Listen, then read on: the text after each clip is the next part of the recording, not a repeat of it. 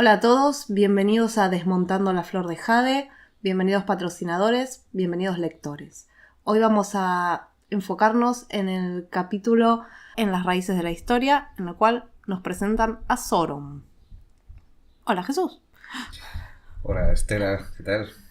Vamos a empezar entonces con En las raíces de la historia, en el cual nos encontramos a un personaje nuevo, particularmente central, que es Sauron, el buscador de artefactos, y que está ubicado en un paisaje desértico en el Arrostan.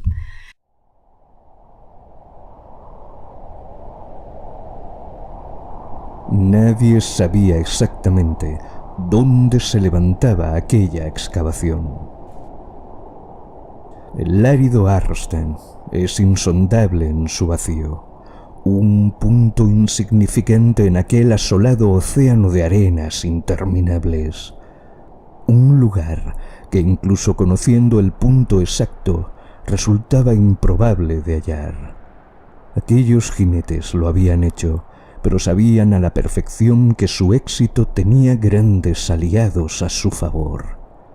Ellos estaban allí. Los hijos del innombrable, aquel era su dominio. Vueltos al mundo, aquel endiablado lugar les pertenecía, y con él todos sus peligros. Consell miró a su alrededor. Era un oasis de actividad en mitad de una tierra muerta. Sus ojos buscaron aquellas siniestras formas. Ninguno de ellos daría la cara, pero sabía que su halo siniestro estaba vivo en alguna parte, conteniendo la infinidad de amenazas que habitaban en aquella jungla de arena.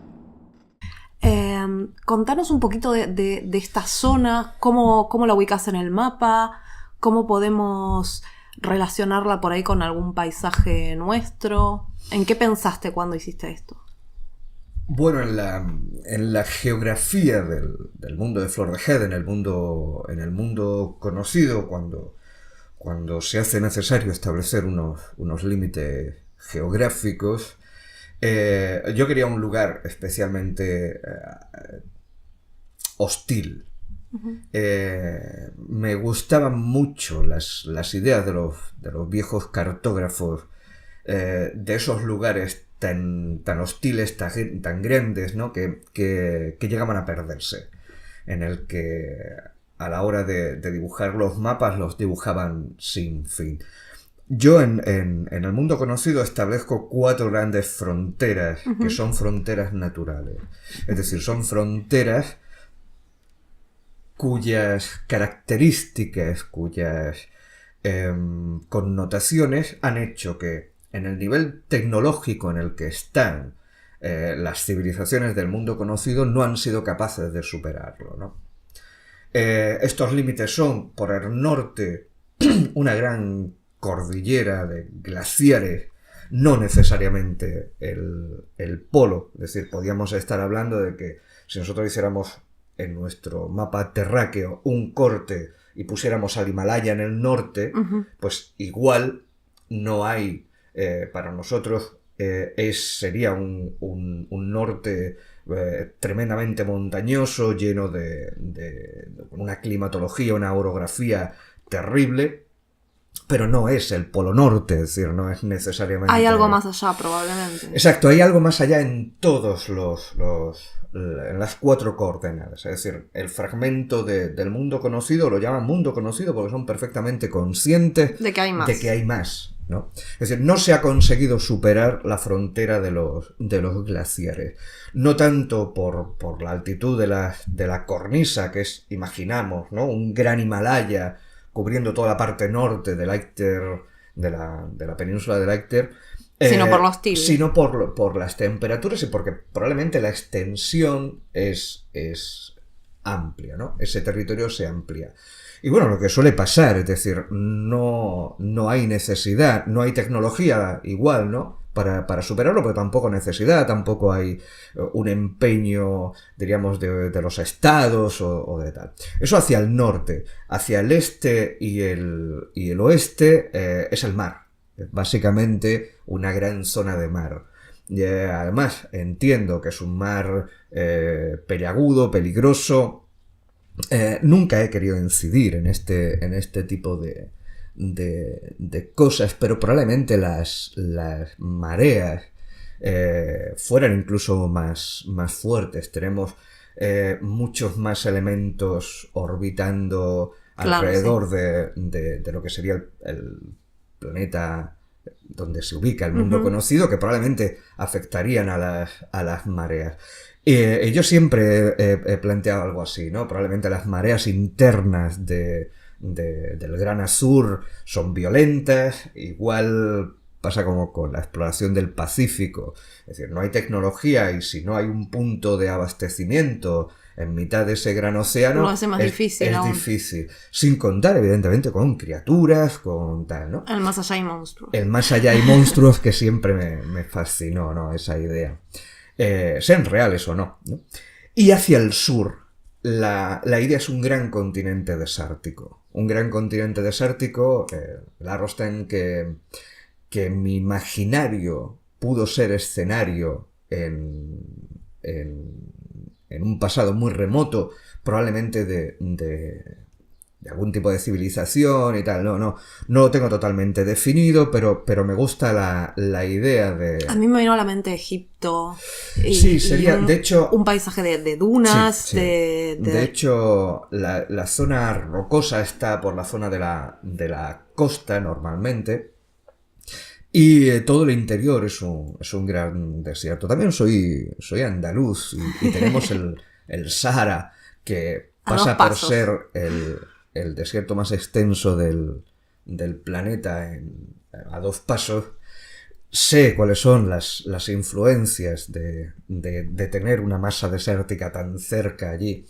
Y es un paisaje que me fascina, ¿no? Ese mar de arenas. El Sáhara realmente es un sitio muy inhóspito. Y hay que conocerlo muy bien y hay que trabajar por una serie de rutas, viajar por una serie de rutas muy bien establecidas y que están cerca de las zonas de población, las zonas que sí son... De las pocas zonas de población, además. Pero una vez metidos en el corazón del Sáhara, aquello es tremendamente hostil. Y yo quería algo parecido, ¿no? Yo quería una gran masa de tierra donde la extensión fuese absolutamente yerma. Eso implica que el imaginario colectivo de las civilizaciones ha puesto en esos territorios, especialmente donde no se sabe qué hay, donde los ambientes son muy hostiles, ha puesto toda una colección de fábulas, leyendas, unas con más peso que otras, ¿no? En concreto, Larrostan sí tiene unas connotaciones concretas para tener ese imaginario, o sea, para poder producir ese imaginario en las civilizaciones, ¿no? Connotaciones que bueno, yo creo que se pueden explicar un poco más adelante, connotaciones que la mayoría de los lectores que ya han consumido hasta el 4º libro tienen sí claro. saben, ¿no? Acá mismo, a ver, en principio sabemos que hay un personaje que está buscando a Sorom, que es Ibros. Y se menciona que él pertenece a la sociedad de Hilos. Sí, en este capítulo servía para un montón de cosas. Este capítulo no es un capítulo que estuviera pensado desde el principio. Es un capítulo que yo incluyo ya muy avanzado el texto. Ya cuando el texto empieza a tener realmente posibilidades de edición y mentiría si afino y digo, lo escribí justo en este instante. No sé si fue en el proceso de salir a editorial a papel o fue uno de esos capítulos que reformulo cuando pasamos a la edición, perdón, a la edición en digital. ¿Por qué lo agregas? Pero lo agrego precisamente por eso. Primero, es el capítulo para presentar a Sorom. Sorom es un personaje, es de esos personajes que surgieron a medida que se redactó o comenzó a redactarse en el proceso de redacción de La Flor de Jade. Es de esos personajes que surgen como antagonista surge como antagonista de Rexor, además, ¿no? Luego, evidentemente, el lector sabe que ahí hay algo más. Esa antagonía es especialmente íntima y especialmente potente, ¿no? Bueno, te adelantaste a mi pregunta, entonces ahora dame el perfil de Sauron. ¿Por qué lo pensaste así? Exacto, es decir, bueno, realmente aparece como un antagonista de Rexor. Sauron aparecía en Brumas del Sagrado, liderando esa escuadra de mercenarios, bla, bla, bla, bla, bla. Y de hecho Rexor no termina de aparecer en el enviado, de quedar claro quién y cómo es el personaje de Rexor. Y yo jugaba en el enviado con esa ambigüedad. De forma que yo presentaba al personaje félido antes. De alguna manera para inducir al equívoco cuando interesaba, después sí, con Rexor. El félido como criatura me ha fascinado toda la vida. Es decir, a mí el magnetismo del león, del animal, me ha parecido uno de los animales más magnéticos y más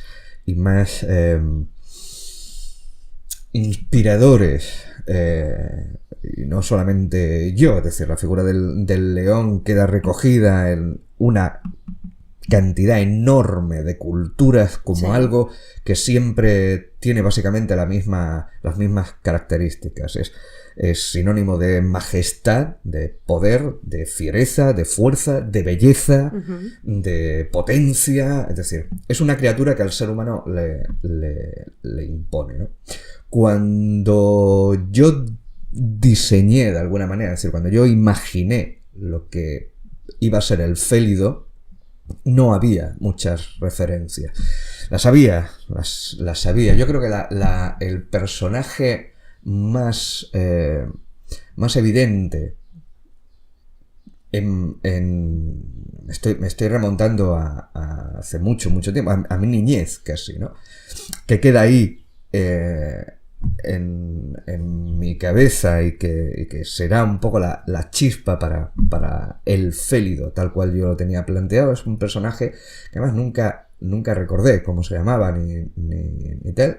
Y me tengo que remontar a la serie de animación de Flash Gordon, que yo veía probablemente con 6-7 años de edad, de la cual no recuerdo absolutamente nada, salvo brochazos recordar algo perdido, sueltos. Pero...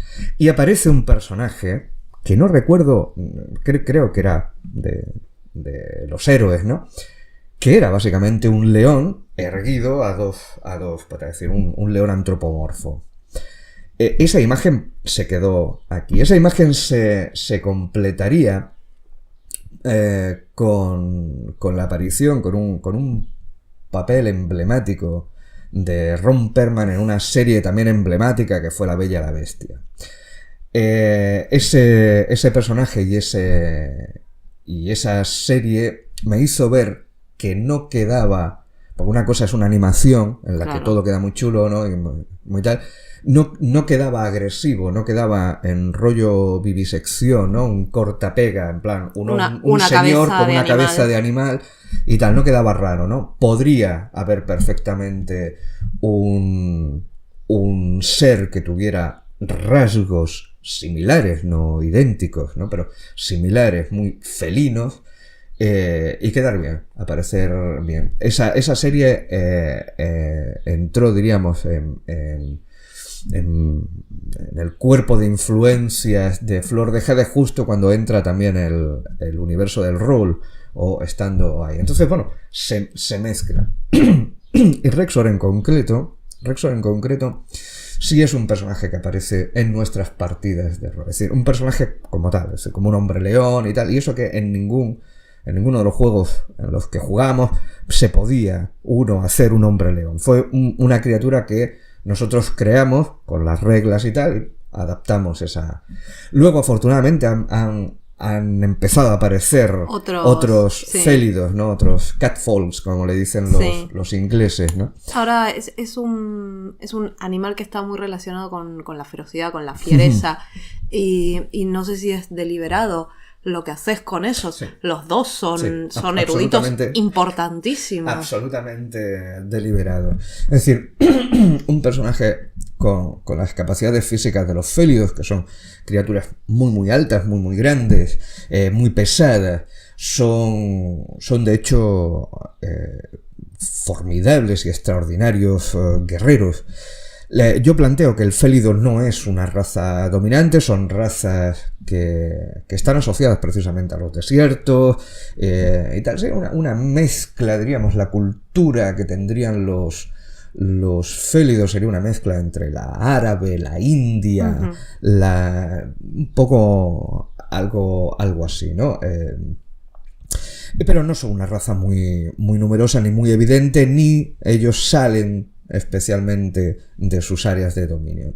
Entonces la presencia de un félido, diríamos, en contextos ajenos a la raza de los félidos es muy un puntual. Extranjero con todas las letras. Es muy muy puntual y de hecho llama muchísimo la atención. Pero ellos son grandes guerreros, es decir, pues sus capacidades físicas son muy altas.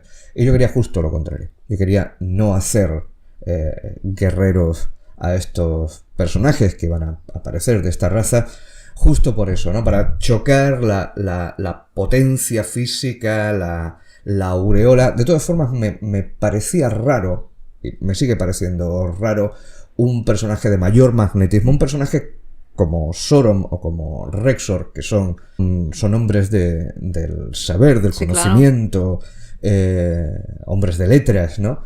Me resulta muy, muy raro tener una presencia mucho más potente, con mucha más carisma que sin ser félidos, ¿no? Es decir, siendo félidos creo que tienen una capacidad de arrebatarte la atención potente. Sorom en concreto se presenta como eso, como un erudito, pero también un mercenario, es decir, es alguien a quien le paga, sería un cazatesoros, o la imagen que proyecta sería la del cazatesoros, ¿no?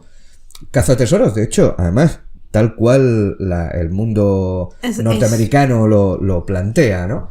O sea, a mí, si algo que me gusta particularmente de Sorom es su nivel de inteligencia y de ironía. A mí lo que me gusta es que Sorom está encaramado a su saber y lo manifiesta permanentemente. Para otros puede ser un personaje repulsivo y lo entiendo. No, me gusta eso también. Una suerte, tiene unos rasgos a los Sheldon Cooper que son un poco difíciles. Sí. Me gusta. Pero a mí me gusta particularmente eso del personaje. El personaje físicamente es importante, impone, pero impone muchísimo más mentalmente. Y Sorom lo sabe. A pesar de aquella inesperada visita, el félido comenzó a caminar, pendiente aún de sus asuntos. El agente de Ailos se vio obligado a seguir su vivaz paso. ¿Y qué es lo que Belger pretende mandándome a uno de sus sicarios de la sociedad? ¿Espiarme o asesinarme?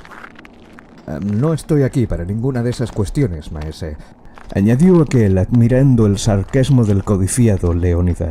Solo soy un emisario. Sorom se detuvo un instante que Aibros agradeció. Seguir los pasos de aquel gigante no resultaba una tarea sencilla. ¿Sabes, Ibros Kensel, lo que hemos encontrado aquí? Preguntó con sequedad, barriendo con su formidable brazo las vistas de aquella colosal excavación. ¿Sabes lo que se esconde bajo esta arena ardiente? Aquel emisario se detuvo un instante en contemplar aquel caótico escenario y la extraña piedra puntiaguda que se alzaba retorciéndose una docena de metros sobre la arena. No tengo idea, maese, confesó con honradez. Mi rango en la sociedad no es tan alto como imagino que sospecha. No, claro que no, añadió el Leónida. Para su información, agente, bajo este océano de arena muerta duerme un poder tal que hará temblar los cimientos de todo cuanto se conoce. Un secreto tan bien oculto que han necesitado 100 generaciones para hallarlo. Como comprenderás, Ibros Cancel, soy un hombre tremendamente ocupado, así que si tiene algo para mí, Le ruego que sea breve y me deje trabajar. Sí, y además hace alarde. Sorom es una criatura que es muy consciente del valor que tiene el conocimiento, de lo que el conocimiento te hace, o sea, la acumulación real de conocimiento, no la memorización vacía de datos, sino la acumulación real de conocimiento hace elevarse a las personas por encima de otras que no lo tienen. Y esto es tan fácil como pensar en una persona que está a ras de tierra, o que está de hecho pegado a la línea de suelo. La capacidad de visión de esa persona es muy limitada. Conforme tú vas elevándote, que es lo que vas haciendo cuando vas adquiriendo conocimiento real de lo que te rodea y tal cual, vas teniendo una panorámica cada vez más alta. Hasta que llega un punto en el que eres capaz de superar la línea del horizonte y eres capaz de ver incluso por encima de grandes encaramado obstáculos, a los ¿no? hombros de gigantes, ¿no? Exacto, un poco. exacto. Él lo sabe y entonces trata a las personas que están muy por debajo de eso, las trata con esa displicencia, Sí, con como esa... son inferiores, están muy por debajo. Y lo tiene clarísimo. Así todo se dedica a buscar artefactos, Sí. que es una ocupación particular. Bueno, hablar en ese sentido de Sauron sería adelantar muchísimo. Sí, Sauron, sí. como la mayoría de los personajes de Flor de Jade, tiene un pasado que lo construye. Tiene toda una serie de circunstancias alrededor que hacen que este personaje haya terminado siendo exactamente lo que es y no otra cosa. En Sauron habría que hablar de un montón de cosas, como es el conflicto con el padre, como es... de hecho, es determinante la figura del padre en este sentido, porque él básicamente termina trazando una imagen, diríamos, de confrontación, de confrontación en el sentido de lo que voy a ser algo muy parecido a lo que eres tú, pero con todo aquello que yo creo que tú ¿Qué es mejor? no tienes, ¿no? Y eso... Más adelante, Sauron recibe un comunicado de Belger, o sea, voy a seguir después, pero se me acaba de ocurrir ahora esto. Es muy evidente que Sauron desprecia profundamente a Belger y todo lo que representa. Como también lo vemos en el capítulo siguiente, que es en el trato que tiene con Ra. Sí. Directamente, no voy a decir que lo insulta, pero Sí. está muy cerca. ¿Es un personaje amoral para vos, Sauron? No, Sauron no es amoral. Sauron en absoluto es amoral. Es al contrario. Es decir, Sauron tiene un código que se ha forjado él y tiene muy claro lo que es correcto de lo que no es correcto. Tiene muy claro, o sea, lo que es correcto no desde el punto de vista moral. Es que nosotros tenemos un problema No, a ver, cuando hablamos de moral. Vos me dirás por qué. Yo te diré, bueno, igual una persona que tuviera unos principios muy rígidos no aceptaría ser contratado por alguien que desprecia, que le parece poco más que una mancha en el suelo. Sauron tiene muy claro que el conocimiento es una de las cosas más importantes que hay, pero que no solo de pan vive el félido, sino que también y de hecho hay a él le que acumular oro. A él le gusta mucho, es decir, conforme se van dando muestras del personaje de Sauron, Sauron evidencia que es un sibarita, es decir, a Sauron le gusta la buena vida. Exactamente. Y como creo que le gusta a todo el mundo. Claro. Es decir, a él le gusta beber buenos vinos, le gusta comer buena comida, le gusta alojarse en buenos sitios, le gusta tener ese tipo de cosas, ¿no? Y digo porque parece haber una suerte de el fin justifica los medios, ¿no? Bueno, voy a conseguir una suma muy importante que me va a permitir vivir y lo que tenga que hacer. Claro, a ver, a él le interesan los temas del pasado, le interesan los temas de la historia. Él es o sea, sería lo más cercano a un arqueólogo. Uh-huh. O bueno, o lo que planteaba antes, ¿no? Un cazatesoro. alguien le plantea un reto que es intelectual, es un reto que tiene que ver con algún tipo de artefacto, de leyenda, de tal cual, y él va a buscar, ¿no? Es un Indiana Jones de la vida. En eso mismo pensé. La única cuestión es que él no tiene escrúpulo a la hora de aceptar ese encargo. Da igual quien venga, es él el que pone el conocimiento, es su reto. Si además el otro paga bien, no tiene ningún problema. Lo cual no quiere decir, y esto se tira toda la saga diciéndolo por activa y por pasiva, que él participe de la mentalidad, de los objetivos del bando al que está apoyando. Es que es fácil él confundir. es un mercenario puro y duro. Es decir, yo acepto un encargo y lo realizo porque soy un profesional. Y a mí me llaman para que encuentre tal cosa y yo voy y la encuentro. Y sí, tengo muy claro que esta gente pues son de determinada ralea. No importa. Yo hago mi trabajo, cobro. Es decir, eso él lo tiene muy claro. ¿Que ha llegado a eso por oposición al padre? Sí, perfectamente. Hay un punto en la saga en el que llega a plantearse si Rexor estuviera defendiendo los postulados del culto, probablemente solo se hubiera ido al extremo contrario. Precisamente por eso, por llevar la contraria, por no concederle ni una migaja de empatía al padre, ¿no? Ese es Sauron. Y ese era el Sauron que tenía que simplemente atisbarse de lejos en esta escena, que no estaba pensada para ser la presentación, pero que ya me daba la oportunidad de hacer varias cosas. Presentar a un personaje como Sauron, que iba a ser potente, presentar un territorio como iba a ser el Arrostan, y presentar además, sin que avanzar, sin detallar, qué era lo que el culto estaba haciendo. El culto está desenterrando algo en el Arrostan. Y de momento no se sabe qué es. Eso te iba a preguntar, era lo próximo. ¿Qué están haciendo ahí?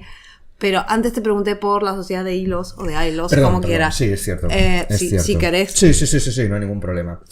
A mí me pasa exactamente lo mismo. Esta es de formación de historiador. Yo planteo que hay una fuerza social, política, una fuerza que se instaura en el poder. Se instaura en el poder, además, a través de un ejercicio violento, en el que destierra el poder, anula, elimina el poder anterior, de hecho, casi socava y diezma buena parte de la estructura social, del tejido social que sostenía aquello, y coloca el suyo. Necesita una política de control, necesita informadores, necesita toda una red de espionaje. Esa red de espionaje recae en una sociedad secreta de las muchísimas que el universo de Flor de Hede tiene y crea, donde evidentemente el espionaje lo ha recurrido todo el mundo y siempre, al día de hoy, no se puede entender nuestro mundo sin redes de espionaje a lo bestia, ¿no? Entonces, una de esas... el culto lo que hace es elevar a rango, diríamos, de inteligencia a una de esas estructuras. Una estructura que está relacionada con Naros, el dios farsante, y a la que empodera, por decirlo de alguna manera, a la que eleva de rango y le dota de la capacidad de ser los ojos y los oídos. Entonces la sociedad de Ailos va a estar por ahí pululando. Es la CIA. Exacto, sí, podría ser el equivalente a cualquier grupo de espionaje, a cualquier estructura de espionaje de cualquier época, no solamente la nuestra, de cualquier época, siempre y cuando está absolutamente estructurada. Claro. No es un servicio puntual. Apenas llega la gente. Bueno, en realidad es un mensajero. Sauron lo trata de agente, un poco con resquemor, pero él le repite una y otra vez, yo solamente soy un mensajero, yo vengo a traer esta nota y nada más. Pero al llegar a la excavación, ya hace mención a una cantidad de personajes. Primero a los hijos del innombrable. Claro. Que los que estamos leyendo nos quedamos ahí diciendo, ¿y esta gente quién es? Pero luego después hace mención a los trabajadores, da una descripción de esos trabajadores. Y creo que también puntualiza sobre orcos que están ahí ejerciendo de capataz. Un gran número de carretas cargadas de suministros y materiales se extendía tras él como una sierpe que se arrastra sobre la arena. Con ellas llegaba también una nueva legión de aquellos consumidos trabajadores sacados de sus tumbas, o quizás sería mejor decir, a los que nunca se les permitió ocupar su fosa. Dejó que los mercaderes se entendiesen con los capataces y descabalgó sin más dilación. Su misión allí era mucho más importante que la simple entrega de mercancías. Se internó en aquel marasmo de obreros y carretillas que taladraban la arena hasta llegar a uno de los orcos que parecía tener mando en aquella singular y caótica excavación. Despojándose del embozo que le había protegido del ardiente viento durante su trayecto, preguntó por un nombre. ¿Maese Sorum? Nos estás dando acá un paneo El primero, completo. El primero, sí. ¿Quiénes son los hijos del innombrable? Vamos a empezar por ahí. Bueno, los hijos del innombrable, que son unas criaturas que durante todo el enviado van a aparecer, van a ser mencionadas y tal, tienen una motivación. Son los 12, según la leyenda, los 12 discípulos de Maldoroth, que no se tiene muy claro exactamente qué es. Se le asocia a ser un demonio primigenio, se le asocia a ser algo relacionado con la no vida, relacionado con la necromancia. Esto sí que es verdad que lo vamos a dejar ahí para no avanzar, porque justo... Y también me vas a decir en ese momento por qué elegiste 12. Bueno, es un número... Es un número interesante. Es un número interesante. Yo voy a dejarlo ahí. Voy a dejarlo ahí porque probablemente es fruto de la inconsciencia. Es decir, no está premeditado que fueran... No pero dijiste. Hubieran sido 7 o 12 y creo que en eso, pues, la numerología es hebrea... nuestro imaginario humano, ¿no? Golpea ahí, o sea, no son los números que hemos recibido como mágicos, ¿no? Lo que sí es la diferencia, ¿no? La diferencia entre los 12... y luego uno de ellos, que es Nefando, tiene una hueste que serían los que sí aparecen. Los 12 aparecen realmente muy poco a lo largo de, ya no el enviado, de prácticamente de toda la saga. Que serían los Lafatani, que son es un poco... es el icono del Caballero de la Muerte, ¿no? Del jinete encapuchado, casi sudario y tal. Hay quien ve en los Nazgûl, ¿no? Un equivalente muy cercano. Bueno, es que el Nazgûl básicamente lo que encierra es esa esencia, que es el ser encapuchado, el ser oscuro por definición. Estéticamente los Lafatani no se parecen mucho, son más vistosos. Para empezar, sus togas son rojas, sangre, con muchísimos trazos y tal. Y luego ellos tienen apariencia, es decir, no son esa envoltura de no son un espectro. Es decir, ellos son alzados a fin de cuentas. Ellos tienen aspecto de zombie, diríamos, ¿no? De muerto vuelto a la vida, o de un ser muy consumido, muy viejo, pero hay un cuerpo debajo de esas túnicas, ¿no? Por lo demás, bueno, sí, es que están ejerciendo la misma función que la de los Nazgûl o la de los puedo ir a un montón de referencias, los Caballeros de la Muerte de Warcraft. Es decir, es que es un icono tremendamente repetido, Sí, a ver, que como... podemos rastrearlo desde la Edad Media, como casi, tanto, ¿no? sí. Esa capucha de esos jinetes del apocalipsis, Sí, a claro. fin de cuentas, ¿no? A ver, entonces, fuera de eso, lo que sí se está planteando en ese capítulo es que ese territorio es o son de estas fuerzas.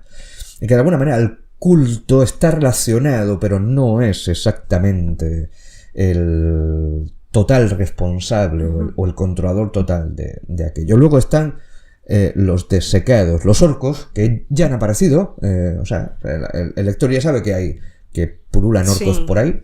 Estos están decididamente trabajando para el culto. Ya. Sí. Es decir, todavía no se ha explicado, pero bueno, el culto se ha hecho, diríamos, con una serie de alianzas, y entre ellas están una serie de tribus que han sido tradicionalmente consideradas como hostiles a las grandes civilizaciones. Recordemos, enanos, elfos y humanos, que son las tres civilizaciones clásicas, que yo no invento nada en ese sentido, ¿no? El desecado no queda claro. Es decir, yo tengo totalmente la convicción de que el lector, cuando pasa por estas páginas, no ve o las referencias son sutiles. Es que lo que está trabajando allí ya no son criaturas vivas, ¿no? Eso es parte, diríamos, de la consecuencia de la llegada al poder del culto, ¿no? Y cómo se ha utilizado lo que hasta entonces se consideraban las artes prohibidas, las artes despreciables en la magia, que es la necromancia, para... De hecho, este capítulo es la entrada en escena de el culto. Se lo instala es ahí. Es la primera vez que se menciona. Y bueno, y uno asume que es algo oscuro, que es algo tenebroso, por... bueno, estas características, van a ser, ¿no? los malos, ¿no? Sí, uno dice, bueno, acá están los malos de la historia. Antagonistas, me gusta decirle a mí, porque... Vos acá no explicás particularmente qué defiende el culto ni cuáles son sus principios. Sí mencionás a Belker y mencionás el título, que es La Luna del Abismo. Sí. Que a mí me encantó, me pareció súper poético. Si en algún momento me hago un personaje, le voy a poner ese nick. ¿Qué tipo de estructura pensaste a nivel de autoridades? Digo, Sí. ¿Es como un cardenal? ¿Es como un papa? ¿Cómo Sí. es? ¿Cómo lo podemos...? Bueno, el culto es en realidad una estructura religiosa. Es decir, o está configurada como una estructura religiosa, como una de las muchísimas religiones, o diríamos cultos, seguidores de una divinidad en concreto. El mundo de Flor de Jade es politeísta, y prácticamente todas las razas, o casi todas las razas, son politeístas, ¿no? Entonces hay una miríada enorme de dioses pululando por ahí. Una de esas figuras es una diosa en particular, que es una diosa que además está, diríamos, actualmente, y por actualmente me refiero en el momento cronológico en el que suceden los eventos en Flor de Jade, está muy asociada, diríamos, o sea, muy mal vista, con unas connotaciones muy peyorativas. Es una diosa lunar, es Kalag, la diosa asociada con la luna. Yo en esto sí hago mucho hincapié, intento hacer mucho hincapié. Es obvio que en las páginas del enviado no pueden aparecer este tipo de matices desde el principio, pero yo cuento con que no solamente los dioses, sino los cultos han tenido sus procesos y han tenido sus interpretaciones en según qué momento histórico.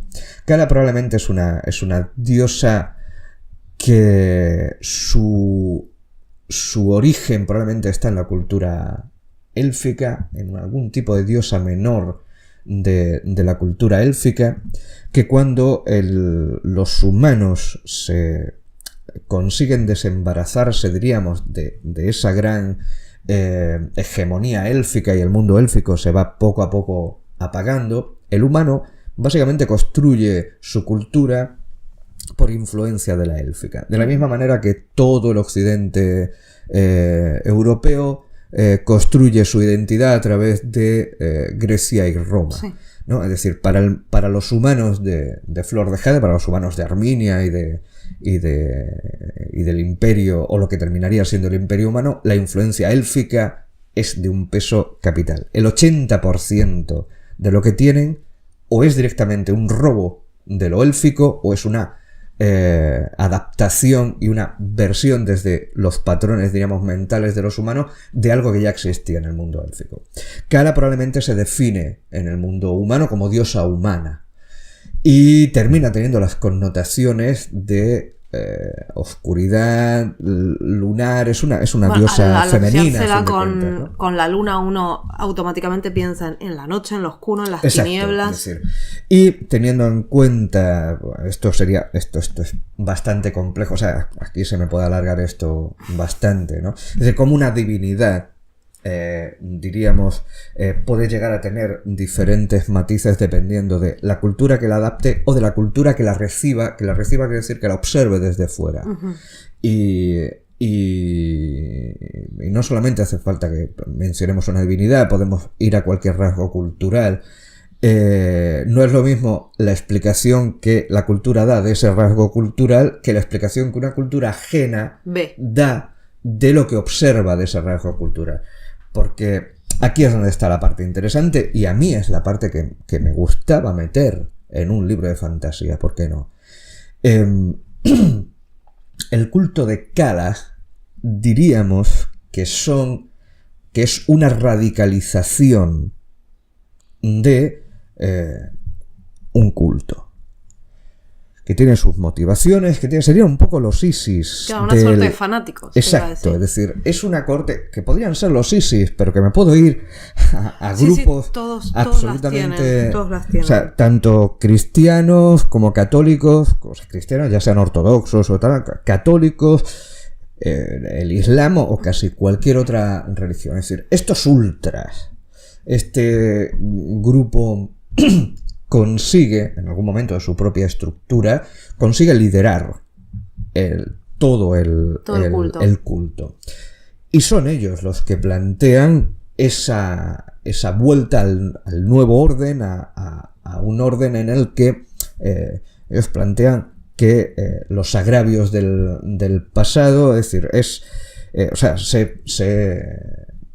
se salden agravios del pasado, ¿no? Es decir, es un grupo fanatizado, resentido y tal, que toma el poder no solamente de su propia estructura religiosa, sino de toda la sociedad.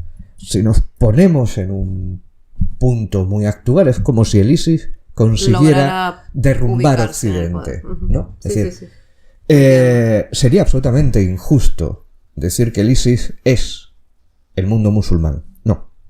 De la misma manera que el culto de Kala no representa ni siquiera a todos los adoradores de Kala. Pero son es lo que hay. Las estructuras dentro de eso son estructuras de orden eclesial. Es decir, ellos son un grupo religioso y todo lo determinan desde los poderes religiosos. Van a ser los cardenales, los hombres de iglesia, los que gobiernen. Uh-huh. En demarcaciones que van a ser religiosas, como ocurría en época medieval, en casi cualquier lugar, país católico de Europa, ¿no? Es decir, son las diócesis y las archidiócesis y tal. ¿Dónde estaría Belver? Ellos tienen cuatro grandes hombres, ¿no? Que serían los hombres más cercanos a lo que sería el referente del Papa, el pontífice de Kala, que sería un poco la figura del máximo.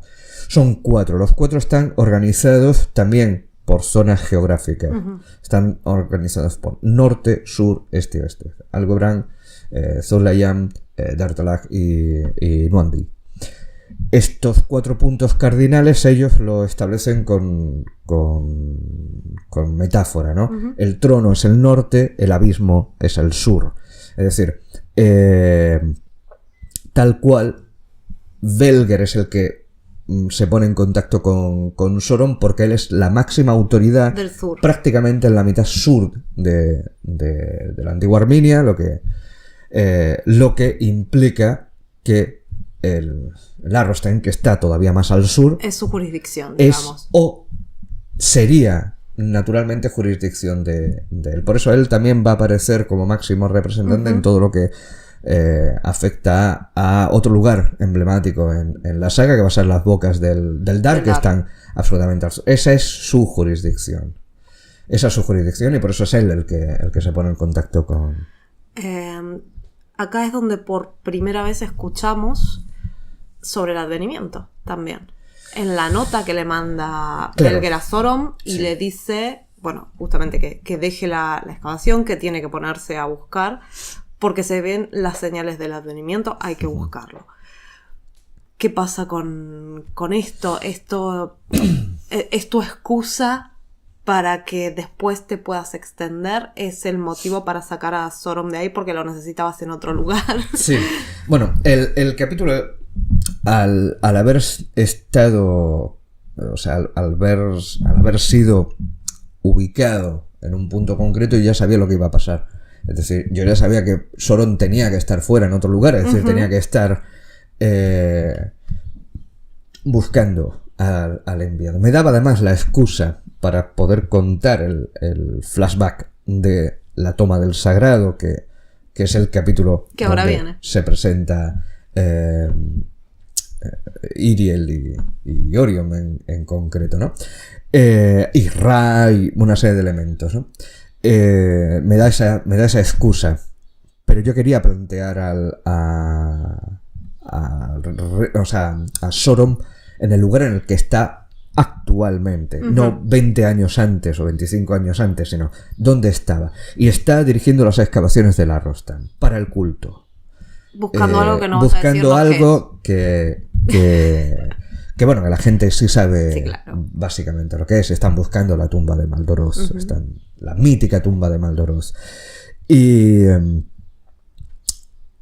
que es requerido por el culto, porque es el primer matiz que nadie en este momento, ningún lector puede terminar asociando, porque tendrá que llegar el final del 4º libro para plantear eso. Porque esas leyendas sobre el enviado, esa crónica que va a ser la que va a estructurar toda la saga prácticamente hasta casi ese momento, pero especialmente el enviado, cuando se empiece a mencionar y tal, también las está siguiendo el culto. Es decir, el culto desde el primer momento ya advierte en las páginas de Flor de GD que va en esa línea. La cuestión está en cuál va a ser la motivación del culto. Es decir, yo juego a que el lector crea que el culto lo que va buscando es eliminar una pieza importante, claro, dentro de el organigrama, diríamos, de los opositores al. Y bueno, eso es lo que se pone en duda mucho más tarde, ¿no? Pero en principio está ahí. Desvelo, a mí me gusta desvelar cosas, incluso con la convicción de que probablemente la inmensa mayoría de los lectores van a pasar por ella sin darse cuenta. Es posible que en una segunda lectura o más, si lo hagan, un escritor tampoco tiene la pretensión de que obligatoriamente haya que leerse 4 veces un libro para entenderlo, ¿no? No, a veces para conectarlo todo. A veces enriquece. De todas formas, es muy interesante, por ejemplo, en este capítulo, Sauron dice: debajo de estas arenas hay un poder, y empieza a hacer todo un discurso sobre... Y ahora lo pienso, en este preciso momento, lo estoy pensando y digo, se está burlando. Sí. Se está burlando, él no cree ahí que haya ningún tipo de poder ni de nada. Está pensando que están todos locos, que son unos fanáticos, y que él ahí se está llenando los bolsillos. Sí, bueno, Soron es un personaje Encantador. peculiar. A mí me Encantador. gusta muchísimo Soron. Yo soy muy del equipo de Soron, en realidad. Sí, yo también. Y es por eso, quizá por la capacidad que tiene, por lo menos hasta ese momento, ¿no? De distanciarse emocionalmente de todas las implicaciones emocionales que puedan rodear a lo que está haciendo, elevarse por encima y observar. Es como cuando, y perdón por la analogía, y te la pido a ti porque sé que eres una apasionada del fútbol, pero es como si en un momento determinado todo el mundo evidentemente encuentra una pasión ¿no? Y una serie de emociones en esto que se suelen llamar los partidos del siglo, ¿no? Dos equipos rivales, una Copa de Champions, es decir, un gran partido y tal, ¿no? Y esa pasión y la gente gritando y tal, o incluso, bueno, llegando a excederse y tal.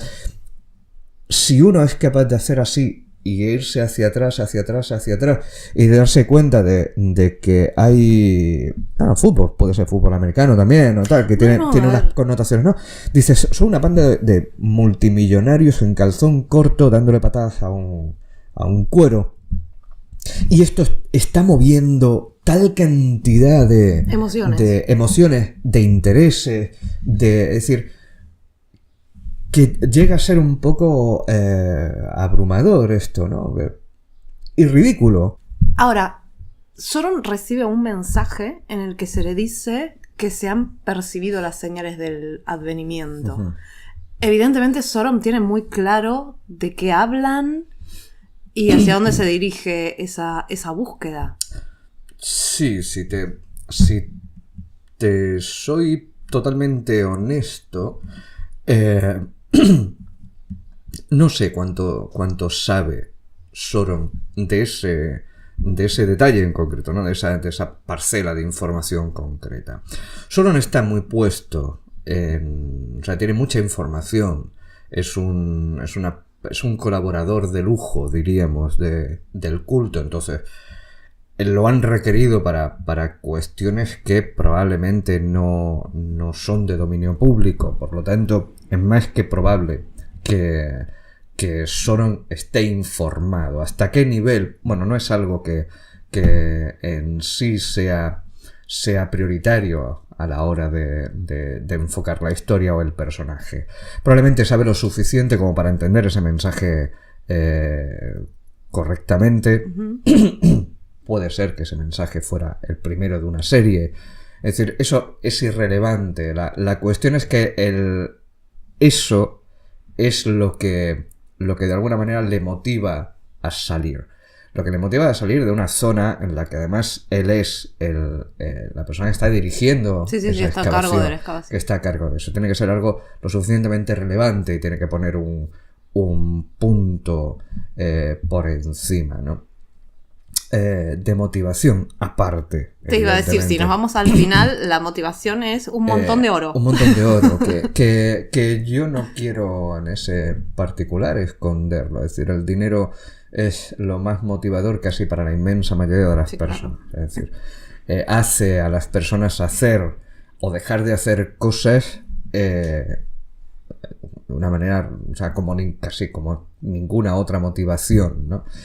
Eso es algo que también me cuido de explicar a menudo.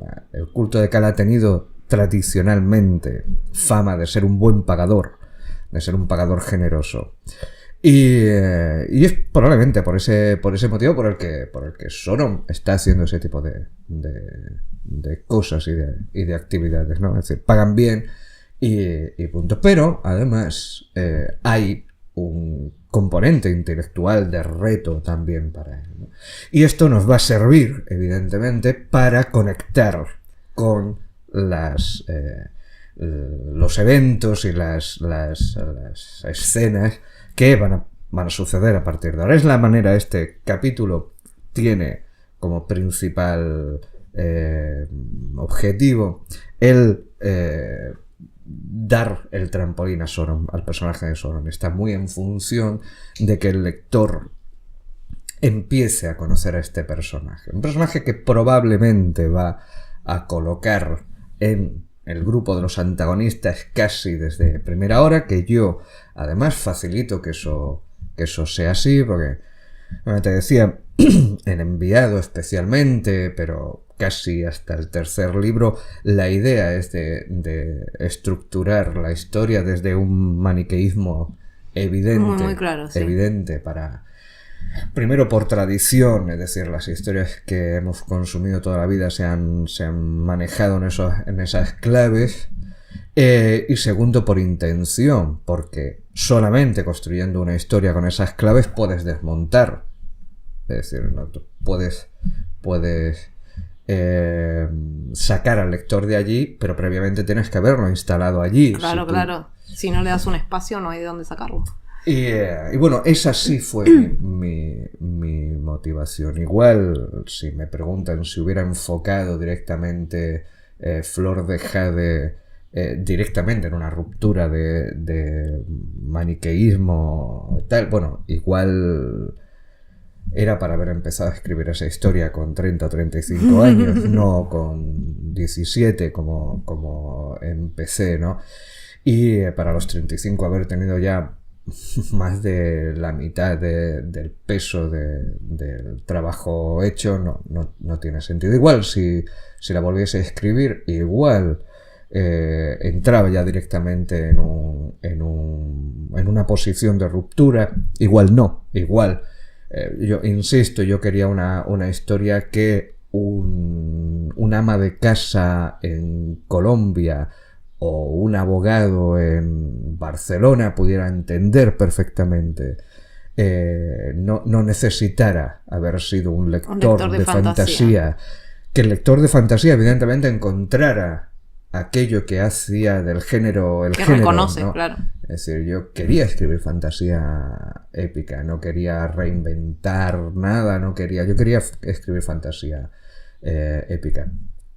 Lo que ocurre es que va poco a poco la historia derivando hacia un territorio que me gusta todavía más que el territorio del que salí, en el que empecé, ¿no?